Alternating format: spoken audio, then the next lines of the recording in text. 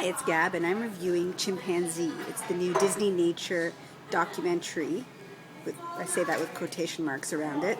They churn these out seemingly every Earth Day now, annually, and this one's about, guess what, chimpanzees. It follows a group of chimpanzees. Rosie's pushing the camera.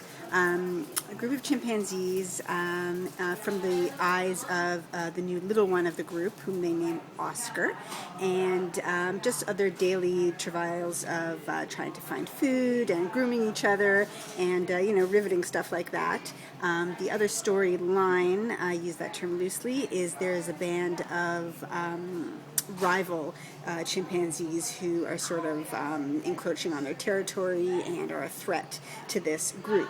And about halfway through, this isn't a spoiler if you've seen the previews for this film, halfway through Oscar becomes orphaned and has to, that puts into perspective all that we've seen about what it takes to survive as a chimpanzee. Oscar has to do this perhaps on his own when he loses his mother. So right off the bat, let's get the cynicism out of the way, or not out of the way, on the table.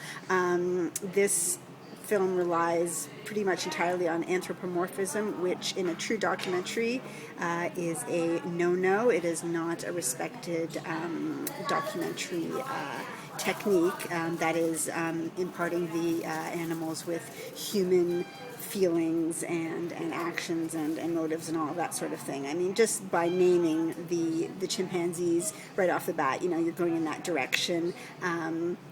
They might as well have, CGI'd cute little diapers onto Oscar, just to drive home the fact that he's a cute little baby, and using all of the terminology of human feelings and whatnot, and even giving this, the filmmakers trying to give this a story arc, a linear storyline, was quite forced. There isn't really a proper narrative structure to watching these chimpanzees.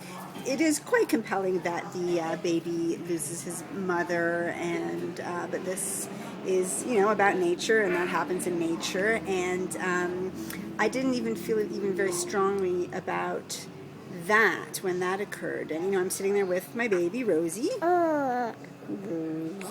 and as a mother, thinking I was going to feel more strongly that primal, whatever you want to call it, significance, compellingness of this, watching this baby chimp, and I didn't really feel it all that strongly. Now, dealing with Rosie at the movie, half the time I was watching, but I couldn't really hear, and then half the time I was listening, but I wasn't really watching. But I don't really feel I missed anything.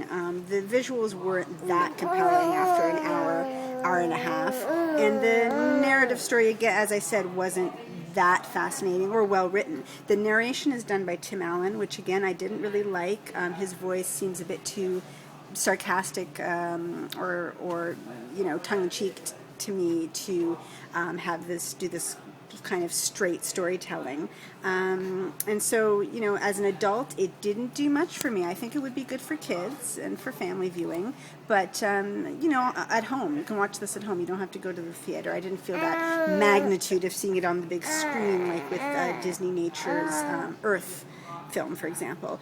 This is the kind of thing you turn on Nature, National Geographic or Animal Planet any day of the week. You're going to see this sort of thing. Nothing special. 3 Gabs. Bye.